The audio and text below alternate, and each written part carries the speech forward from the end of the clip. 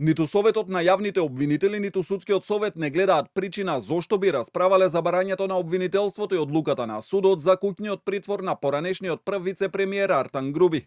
По вчерашниот повик на министерот за правда Игор Филков, двете тела да утврдат дали има одговорност кај обвинителот Даниел Коцев и судијата Марин Станевски.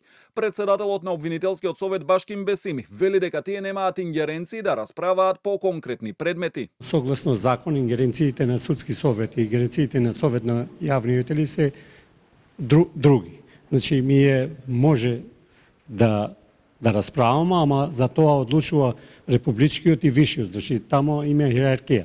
Тоа е став на јавното обвинителство. Ја не можем као председател на Советот да кажем ништо во таа насока. Ние може да расправаме, ама нашата расправа е, како да кажем, треба ипак републичкото, има и виш јавен обвинител, вишиот јавен обвинител, значи ги следи работите за конкретни предмети.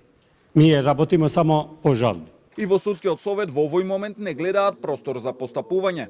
Судскиот совет секогаш, кога има законско властување и кога има потреба за тоа, постапува во конкретни случаеви, а во оглед на тоа што беше побарано од нас, сметам дека во конкретниот случај ниту еден од тие два услови не е исполнет, барем сега за сега. Ставот на председателот на Судскиот совет Камбовски е на иста линија со членот на Советот Сузана Јошевска-Анастасовска, која во објава на социјалните мрежи беше поконкретна.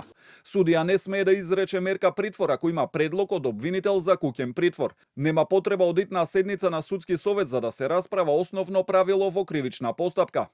Понизата реакција за куќниот притвор на Груби, денеска издруженијето на обвинители со апел до политичарите и функционерите да се воздржат од јавна реторика со која, како што велат, ја нарушуваат самостојноста на јавните обвинители во одлучувањето.